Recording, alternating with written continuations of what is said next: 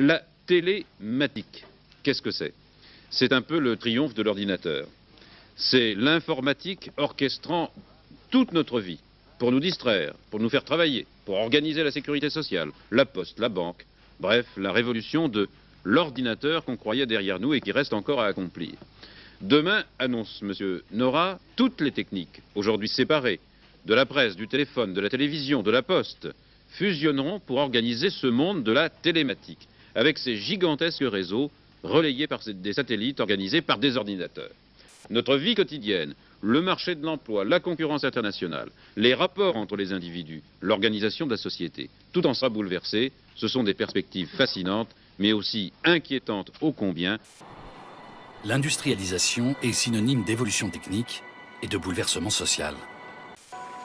La vapeur et l'eau font tourner des machines qui servent à fabriquer des biens de consommation en masse. Le charbon, le fer et l'acier sont les piliers de la première révolution industrielle.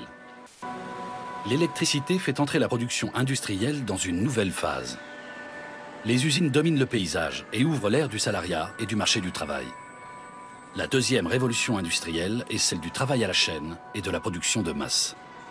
La révolution industrielle, je sais pas, disons, au fin XVIIIe siècle, a consisté à mobiliser des objets techniques donnés et à les mathématiser avec, en gros, la physique, résistance des matériaux, thermodynamique, etc. Tu as une nouvelle révolution qui se passe, mais qui n'a plus rien à voir avec la précédente. Voilà. Et la nouveauté là est assez fondamentale, en effet. On est en train d'assister à une deuxième révolution industrielle, réellement. Quelque chose va se transformer dans le monde du travail, qui va être l'apparition de ce qu'on appellera plus tard l'automation ou l'automatisation, mais qui repose sur des appareils ou des machines qui permettent, au départ, de dupliquer des gestes. On ne duplique pas des pensées, on ne duplique pas des connaissances, on duplique des gestes. Qu'est-ce qu'on met de soi dans le travail? Comment on investit avec sa subjectivité, avec son intimité, avec sa sensibilité, un travail qui peut être très prescrit, très standardisé, déterminé à l'avance. Ce qui fait que l'automate est un automate, c'est que l'outil travaille tout seul et qu'il n'a plus besoin d'un sujet pour travailler. C'est ça la question. Et ça, c'est ce que Simondon décrivait comme un processus qu'il appelait de désindividuation. Enfin, il décrivait comme un processus de désindividuation, et c'est ce que Marx appelait la prolétarisation. Au XIXe siècle, la prolétarisation, telle que eux la définissent, et Adam Smith également, c'est une perte de savoir. C'est une perte de savoir engendrée par le fait que le savoir-faire, par exemple, des ouvriers, passe dans des machines, et que ces ouvriers ne sont plus des ouvriers, ils n'œuvrent plus, ils ne font plus d'œuvres, ils n'ont plus d'ouvrage. Ce sont des prolétaires, c'est-à-dire qu'ils sont soumis à des dispositifs techniques auxquels ils doivent s'adapter. Et ils perdent, d'une certaine manière, ce que le philosophe Gilbert Simondon appelle leur individuation, c'est-à-dire leur capacité à être présents au monde dans leur singularité. Vous aurez beau chercher, vous ne trouverez pas âme qui vive dans cette usine chinoise. Les travailleurs, ce sont ces rangées de bras articulés qui s'activent. Des robots ouvriers ultra sophistiqués, capables de remplacer les humains dans toutes les tâches ou presque. La robotique progresse chaque jour, à tel point que le champ de ses applications paraît aujourd'hui sans limite.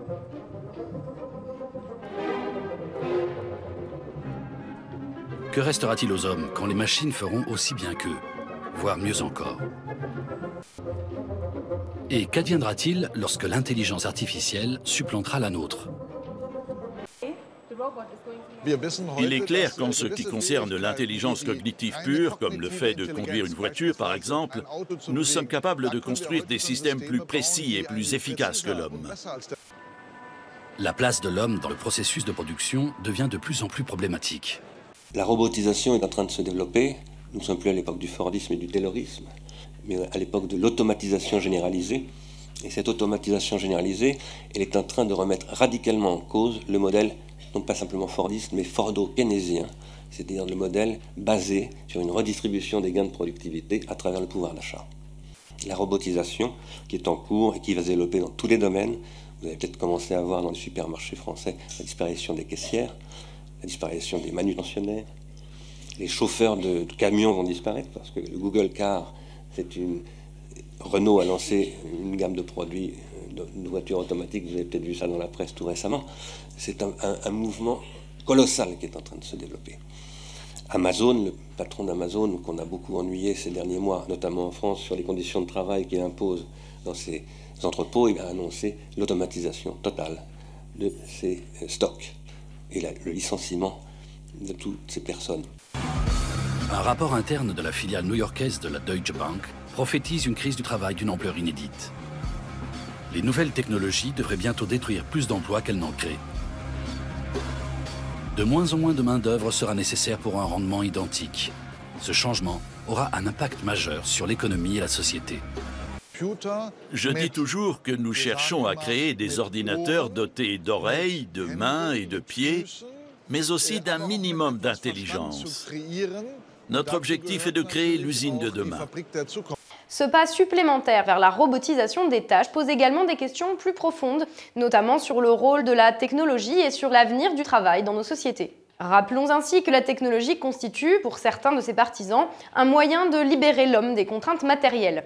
Mais s'il pourrait s'agir pour l'humanité d'une libération, il n'en est rien dans le modèle économique actuel où chaque innovation n'est vue que comme une manière de supprimer des salaires. D'après une étude, les automates pourraient prendre notre place au travail et même supprimer 3 millions d'emplois en France d'ici 10 ans.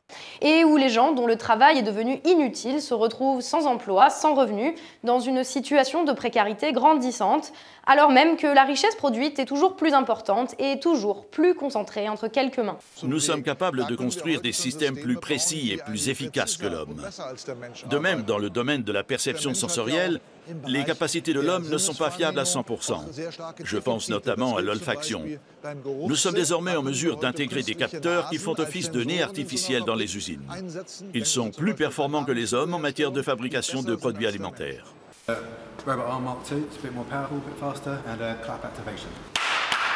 Les technologies du futur ne sont-elles que des rêves du passé? Recollons les morceaux ensemble. Ça y est, nous y sommes.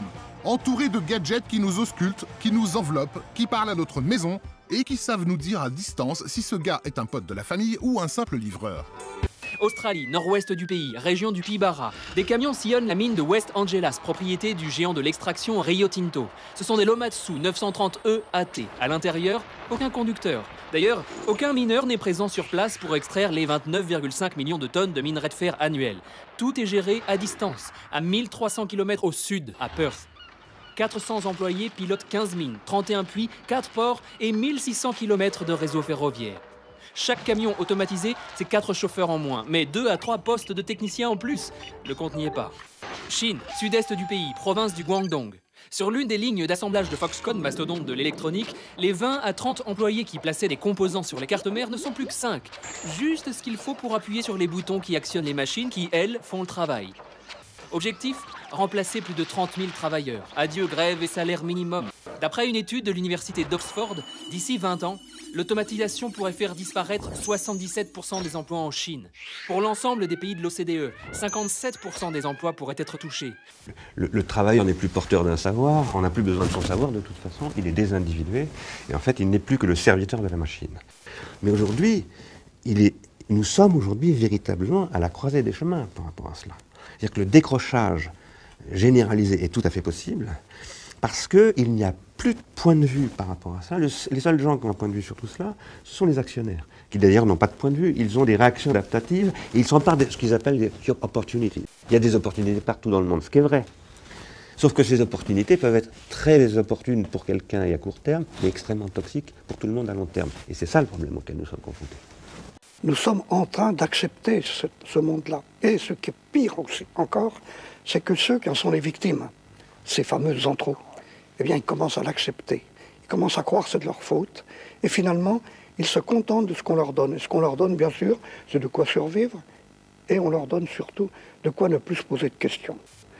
Et on peut s'apercevoir que, hélas, le sport, la télévision, qui pourraient être des choses admirables, sont utilisées pour permettre à certains de se contenter d'une vie virtuelle. Le pire actuellement, c'est l'acceptation d'une vie virtuelle par un nombre de plus en plus grand de gens. Et il faudra donc provoquer un sursaut. Oui, de mes deux fables, la fable triste, la victoire des banquiers, bien sûr, elle est la plus probable. Elle a déjà commencé. Mais j'espère qu'on peut obtenir un changement, une véritable révolution, une révolution non violente, qui nous permettra de comprendre que c'est l'autre fable qu'il faut absolument faire vivre.